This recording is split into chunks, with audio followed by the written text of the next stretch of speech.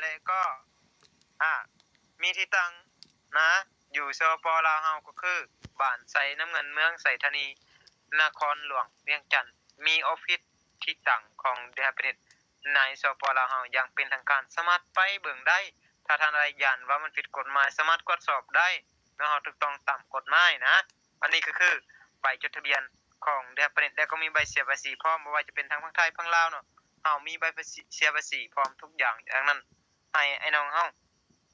สบายใจได้เนาะและสิ่งที่เฮาจะเฮ็ดเนาะเฮาก็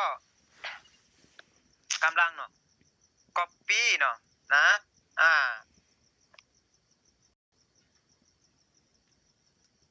เดี๋ยวแป๊บนึงนะโทรศัพท์สัมพันธ์มันจะสาหน่อยนึงได้เนาะเฮา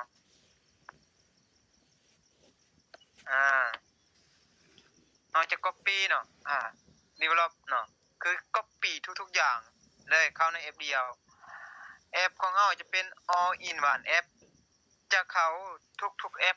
ในแอปเดียวคำว่า all in one แอปมันจะรวมทุกๆแอปเข้าในแอปเดียวบ่ว่าจะเป็น Facebook Amazon นะ Huawei Alibaba SpeedX และก็ Apple เข้ามาในแอปเดียวสามารถเฮ็ดทุกๆอย่างในแพลตฟอร์มของพวกเฮาจะ copy ทุกๆอย่างเลย copy จาก Facebook จาก Alibaba จาก SpaceX จาก Huawei จาก Apple จาก Amazon นี่คือสิ่งที่เฮาเฮ็ดเฮาจะรวมทุกๆแอปเข้าในแอปเดียวเฮาเฮ็ดเหมือนกับรุ่นอ้ายนะทางฝั่งไทยเขาจะเอิ้นว่ารุ่นพี่แต่ทางฝั่งลาวเฮาจะเอิ้นว่ารุ่นอ้ายบ่ว่าจะเป็นมาร์ค ซักเบิร์กแจ็คมานะแล้วก็อีลอนมัสก์เนาะ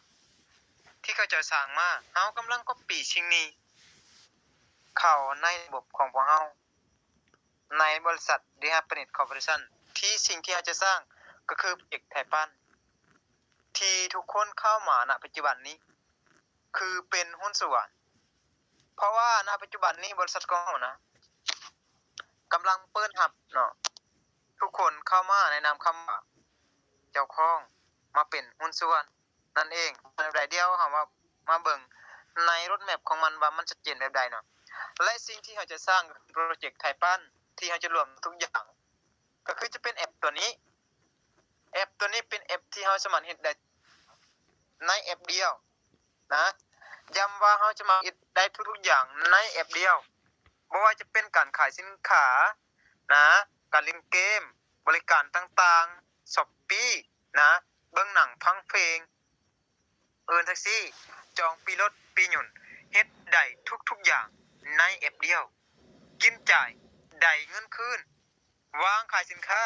เก็บถูกกว่าแอปอื่นๆเก็บ8%นี่คือสิ่งที่พวกเฮาเฮ็ดนะดังนั้น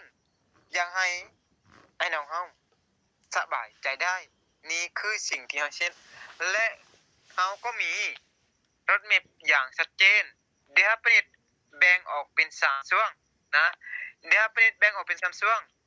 ช่วงแรกเป็นช่วงที่1ณปัจจุบันนี้เฮาอยู่ในช่วงแรกเป็นช่วงที่เฮาบุกเบิกรวมคนเป็นหยังจึงรวมคนบ่มีธุรกิจใดที่บ่กับคนแม้กระทั่งพ่อค้าแม่ค้าคนล้นแล้วต้องการคนให้เขามาซื้อในนั้นแม่นหรือบ่แม่นดังนั้น The Happiness ก็ต้องการคนคือกันให้เป็นเจ้าของแพลตฟอร์มไทยปั่นสิ่งที่เฮาจะเฮ็ดนะ